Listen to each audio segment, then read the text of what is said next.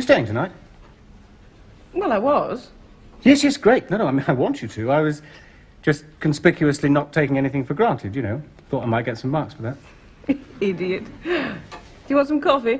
Please. Listen.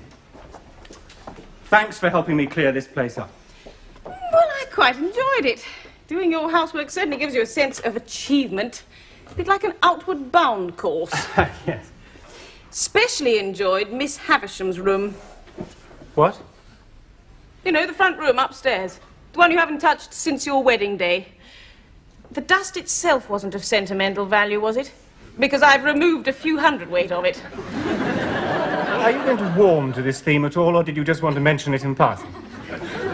Well, you are so untidy, Philip. Oh, that's what you're trying to say. I mean, you are practically squalid, Philip. How would you like your coffee? Black, please, no sugar. In a chipped cup with a bit slopped in the saucer. So, this romance that we're having is foundering on the rocks of my squalor, is it? Well, no. But this is your place. You like living in a fully fitted rubbish dump with wall-to-wall dust, that's fine. But I keep my place the way I like. Yes. Well, Philip, we've both emerged from disastrous marriages. We're neither of us looking for... hasty commitment. No. It's like you said. We don't take each other for granted. You've got your life and I've got mine. Yes. I mean, we did discuss this at great length before we first succumbed to the lusts of the flesh, as I remember. Yes. Yes, well, I certainly remember the succumbing, anyway. My God, the irony of life. What? I seem to remember going from puberty to my wedding day, vainly searching for a conversation much like we've just had. Are you all packed for tomorrow? I am. It is bedtime now, isn't it? Well, yes, I've got to be up early. Why? No, I'm just ready for a bit of succumbing, that's all.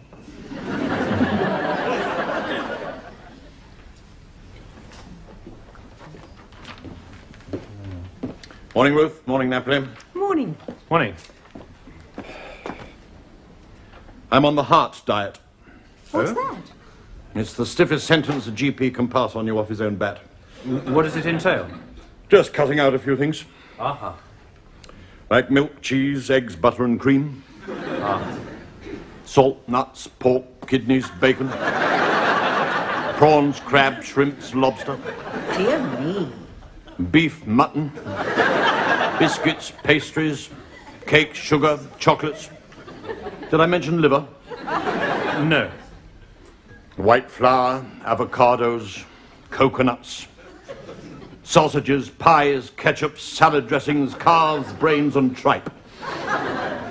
Otherwise I can eat what I like. In small amounts.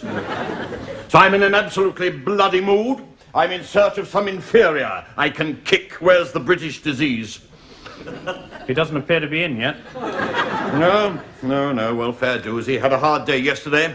Stayed here till well after lunch. We mustn't expect too much. God Almighty! God Almighty! Oh, I remember the old days, you know, when you could sack people. Oh, yes, if you gave up working for a few years like our friend here, people were definitely inclined to show you the door. Well, when he arrives, tell him I'd like a word, would you? Yes. You know, as soon as he's had his nap. Family trouble? I expect so. Morning, Napoli. Good heavens, Ruth, you here already? I had no idea it was so late. I must be getting on. The old man's looking for you and he's not in a good mood. Oh, God, what have I done now? Well, nothing. That's the trouble. Ruth, when the gentleman of leisure finally deigns to honour us... Oh, you're here, Ruth. How nice of you to look in. I'm sorry I'm a bit late. My dear chap, don't think of it. You're here now. That's the important thing. Were you thinking of stopping at all? Yes. Oh, excellent. Because you remember that Trojan Pharmaceuticals policy I asked you to look at last week? Yes. Yes, well, looking at it seems to be just about all you did do. I'd rather hope for more than that. It has now become urgent. I will go and fetch it and we will go through it together. Stay here. I shall be back shortly.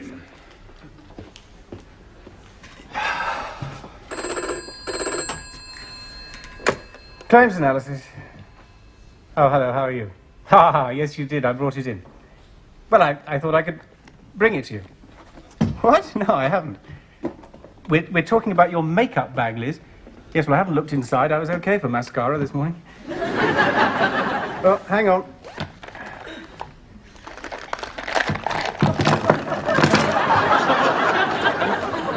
Yes, they are here. Tuesday, it's Wednesday today, Liz. Yes, it is still here, immured in its plastic bubble. It's a bit risky, isn't it? Well, yes, I know, but I mean, the dose is very small these days, you know, and I read that you're extra fertile when you stop taking them. Yes, I know, but you see, Mondays is here as well. I really don't think carrying the packet around is quite enough, Liz. Well, of course I can bring them to you. Now, where shall we meet? Mothercare? Of course I'm not panicking. Good heavens! I mean, I know where we can get a pram cheap. You know. I mean, child allowance. It went up in the budget. Well, I mean, I watched a kind of loving, Liz. You know, I mean, I know the dangers. I mean, we succumbed a lot last night. You know, But I know I abdicate responsibility. Well, no, I wouldn't. In fact, I wouldn't take hormones every day. I freely admit it. I mean, you only had to mention it, and we'd have sponsored those racing cars. I mean, this really isn't the time. You know. Well, what time is your flight? Yes, okay. No, without fail, yes. You haven't got time for a hot bath and a pint of gin, have you? See you soon. Okay, bye. Oh, God.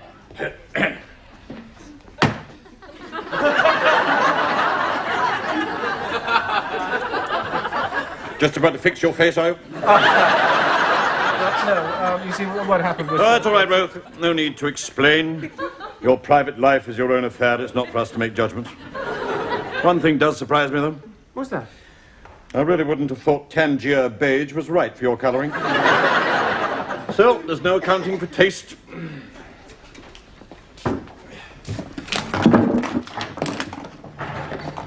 Now then, at last. The Trojan Pharmaceuticals policy only a month behind schedule. But I'm really dreadfully sorry, but I've simply got to go and see my girlfriend.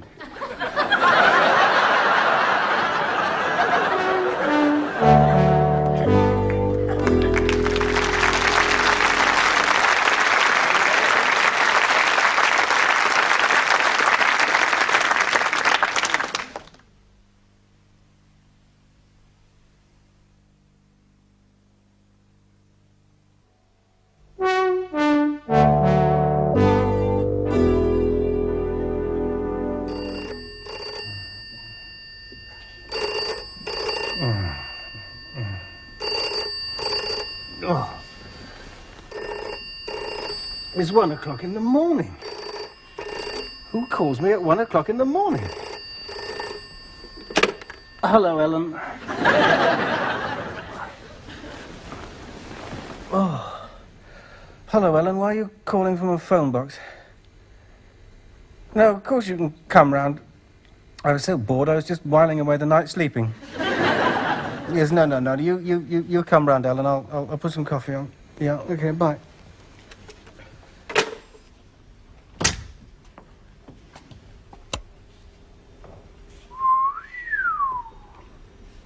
My God, it's tidy in here. I wonder whose place it is. Talking to yourself again, Ruth. Must cut that out. Senile dementia before you're 40 is just too precocious for words. I mean, what'll it think if its daddy's a nutcase? Oh, God, please. Keep that spermatozoa away from that ovum, please. A few adverse winds in the oviduct, anything. I mean, a little bit of cramp in its tail, please. I mean, look at me. Now, tell me honestly, do you really want any more like this? Who are you talking to? How'd you get in? I've got my key. Thought as I'd telephoned. I didn't realise I was interrupting anything. Who exactly are you talking to? The Supreme Being, yes. I need a bit of help, so I thought I'd go straight to the top. You were quick. Box is only outside. What's her name? Who? The new girlfriend. Liz, how do you know? This place for a start. Usually keep it like a bombed charity shop. Is she pregnant or something? I heard your little prayer. And I've got O-level biology as well. Lapse in precautions, that's all. When's the deadline? End of the weekish. Would you like scotch? No, I'm trying to give up drink, actually. Really? Having any success? Not a lot. I think I might be an alcoholic. I'm afraid that if I do stop drinking, I may find out that I am. Have some coffee. Where have you been? Well, a dinner thing. They paired me off with a VAT inspector. Oh, he bored me to death. To death. That made me think of you. So, you're going to be a daddy, eh? I do most sincerely hope not. No, you're too selfish for that. Too frightened of commitment. Don't lecture me about commitment, Ellen. You did more bed-hopping during our marriage than a Slumberland test pilot. See, you bring out the worst in me. Now, I mean, why'd you call here, Ellen? You pig. Well, You know damn well why. You're a nasty, vicious, self-centered, heartless little sod. We did have 9 years together, 9 years of unmitigated misery, I'll grant you. But it must count for something. You should be flattered. I am drunk, actually. The VAT man kept plying me with brandies. I think he thought his chances were higher if he got me drunk. I was afraid to ask him back in case he asked to see my check stubs and bills. Is it a real chance? well, yes, too real. You know me, Ellen, I'm terrified of it. Any chance is too much. I spent all yesterday pricing prams and learning about leak-proof, high-absorbent paddy pants. I tell you, every time I stop and think about it, I'm very nearly in need of high-absorbent, leak-proof. And wouldn't she? An abortion? I don't know. And I just don't want it to happen. I mean, she forgot a couple of pills. Well, I mean, she's like you. She's ambivalent about it. She's childless and 30-odd. She keeps nest feathering. I mean, look at this place. She gets shaky walking past playgrounds, always looking in the windows of children's outfitters, you know. I mean, it's Freudian. Anyway, how are you? No, I'm all right. Flat's empty. I'm a bit lonely tonight. I'd like to stay here, to be frank, despite the state of the spare room. Oh, it's immaculate. Yes, Liz did it. I think she likes tidying up. Ah, you're perfectly matched. God knows, you're practically squalid. Yes, that seems to be the word. Well, can I stay? Otherwise, you'll have to drive me home. The VAT man dropped me here. Oh, where's your car? It's like our marriage, Philip. Irretrievably broken down.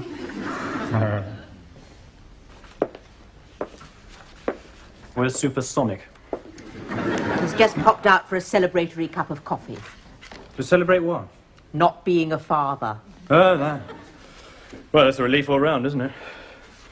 I mean, a baby one of those is terrifying to contemplate. Mind you, I do know how he feels sometimes. Oh, are you still having problems at home? Oh, yes. You see, Deborah is good, I must admit. I mean, she explains things. It's wonderful. If Dylan is fractious or difficult, she explains everything. She's so patient. And you're not? Well, not so much, no. I was carefully explaining a clip round the ear last night. And Deborah walked in. So, now I'm getting the blame for his latest phase. He started punishing all his toys. Well, kids do that. It's just playing mothers and fathers. Well, not exactly. He hanged his teddy last night. Hanged it? Yeah. Getting extremely sadistic. Gave Mr. Meany 500 lashes the other day. Well, it was only about 27, actually.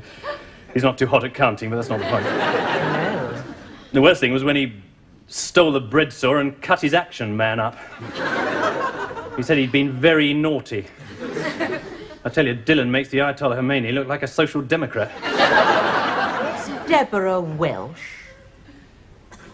No? I just wondered why you called him Dylan. I mean, it's a nice name, I just wondered. Oh, no, after the singer, you know, Bob Dylan. Oh, you're a big fan of his, are you? Not exactly, no. Just after we were married, we went to one of his concerts, you see. And it made a great impression on you.